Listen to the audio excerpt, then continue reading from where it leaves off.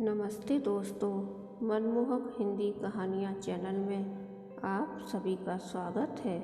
आज की हमारी कहानी है आत्मनिर्णय।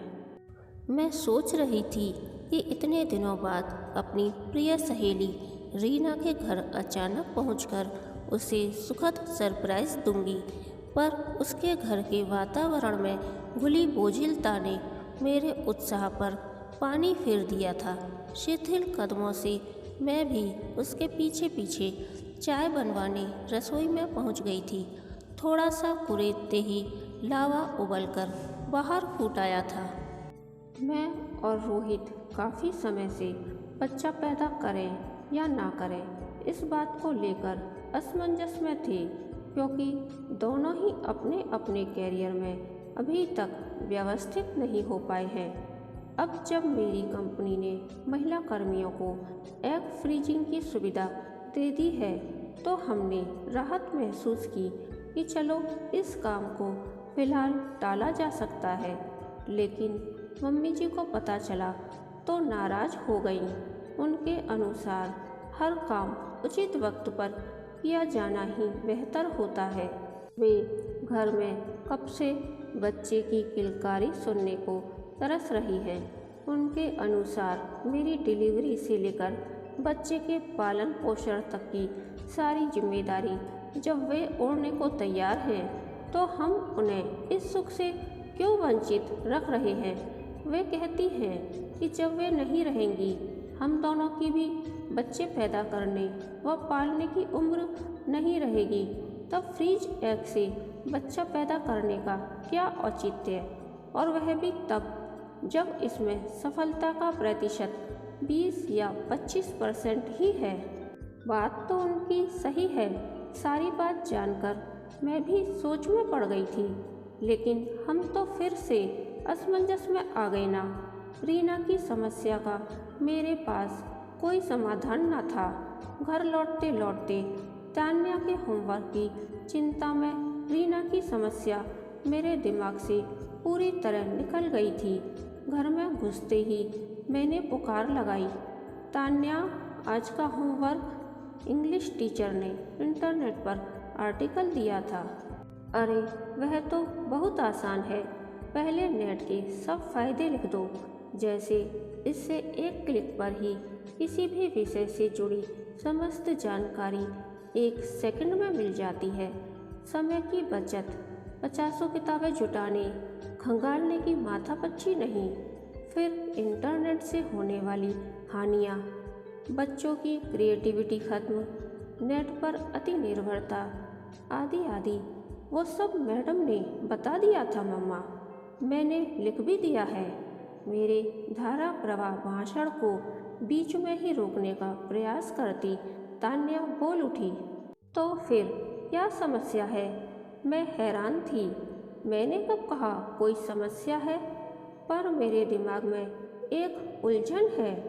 मैडम जब भी लिखने को कोई विषय देती है, तो पहले पक्ष में तर्क देती हैं, फिर विपक्ष में, और अंत में उपसंहार लिखवाकर मझधार में छोड़ देती हैं। कोई यह तो बताए, इंटरनेट प्रयोग करना चाहिए या नहीं?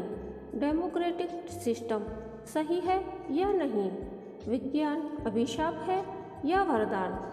एक टीचर होने के नाते मैं तान्या के सारे सवालों के जवाब दे सकती थी, लेकिन वह सब तो उपसंहार के तहत उसकी टीचर उसे पहले ही बता चुकी थी।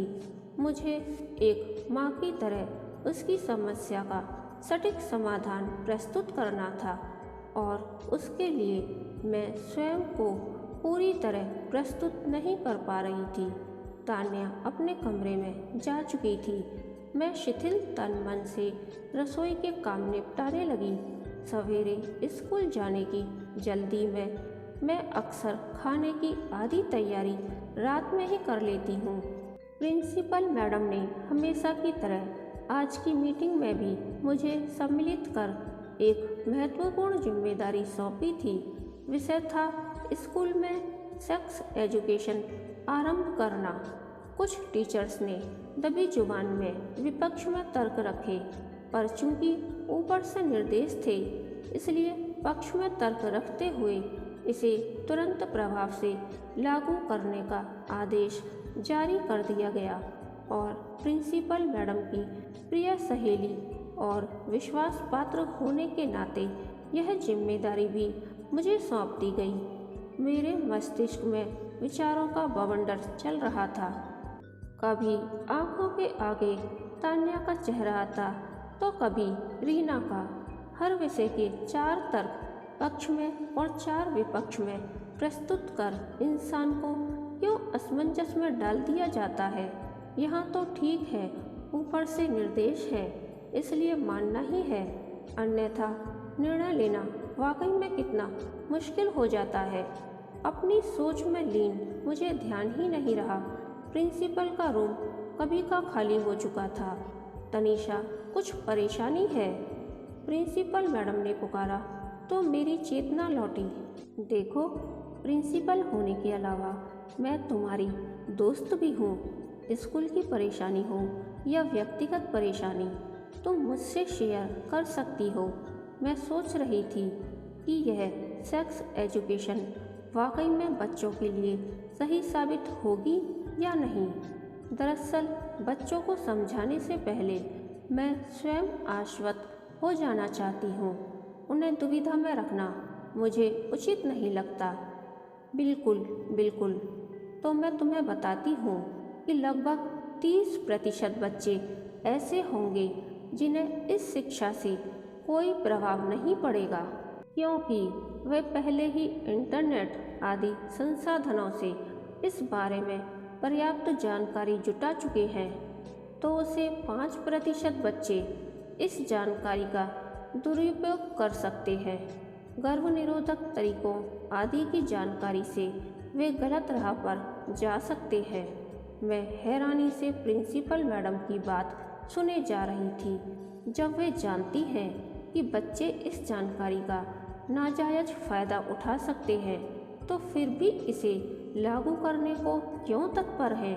मेरी मानसिक ऊहापोह से सर्वथा अनजान वे अपना पक्ष रखे जा रही थीं। लेकिन हमें इसे लागू करना है उन शेष 65% बच्चों के लिए जो किसी न किसी कारण से इस तरह के ज्ञान से सर्वथा अनजान हैं। उन्हें गुमराह होने से बचाने के लिए उन्हें यह जानकारी देना बेहद ज़रूरी है।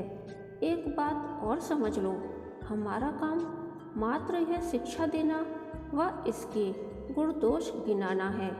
कौन या कितने इसका सदुपयोग या दुरुपयोग कर रहे हैं, इसके लिए हम जिम्मेदार नहीं हैं। लेकिन मैडम, उन्हें कौन सी राह अपनानी चाहिए, कौन सी नहीं, यह मार्गदर्शन करना हमारा कर्तव्य है। तनीषा, हम एक निर्णय या निष्कर्ष सब पर कैसे थोप सकते हैं? हर इंसान की रुचि, स्वभाव, परिस्थितियाँ भिन्न भिन्न होती हैं। कोई एक निर्णय सब पर थोपकर एक जैसे परिणाम की उम्मीद नहीं की जा सकती। यह विज्ञान नहीं, मनोविज्ञान है, जिसकी प्रयोगशाला अति विस्तृत है। पूरा संसार ही इसकी प्रयोगशाला है। यहाँ एक ही परीक्षण अलग अलग लोगों पर अलग अलग समय में भिन्न भिन्न परिणाम देता है। इसलिए सबको एक ही लाठी से हाँकना नादानी है। हर इंसान को अपने स्वभाव, परिस्थिति और समय के अनुसार अपनी राह स्वयं चुननी होगी। प्रिंसिपल की बातों को सुन मेरी उलझन भी कम होने लगी थी। मेरी सोच का दायरा व्यापक होने लगा था। हाँ, शायद अब मैं तान्या के सवालों के जवाब दे सकती हूँ, उसकी समस्त शंकाओं का निवारण कर सकती हूँ। मैं जान गई हूँ कि उसे इंटरनेट का प्रयोग रोकने की आवश्यकता नहीं है, क्योंकि वह उसका प्रयोग सीमित समय के लिए और सही कार्य के लिए करती है। मैं उस पर पूरी निगरानी रखती हूँ। मैं जान गई हूँ कि रीना को एग फ्रीजिंग की सुविधा का लाभ उठाने की आवश्यकता नहीं है, क्योंकि उसकी सास उसके बच्चे को खुशी खुशी पाल लेगी और रीना के कैरियर पर कोई आँच भी नहीं आने देगी। प्रिंसिपल मैडम को तहे दिल से धन्यवाद देकर मैं बाहर निकल आई। शाम को होमवर्क के समय जब मैंने तान्या की सारी शंकाओं का निवारण किया तो वह उत्साह से मेरे गले लग गई। आप मेरी मम्मा ही नहीं, सच्ची मार्गदर्शिका भी हैं।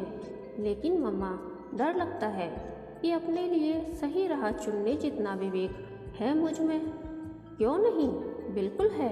अच्छा बताओ, अभी दिवाली पर तुम फ्लोर लेंथ अनारकली लेने की जिद कर रही थी।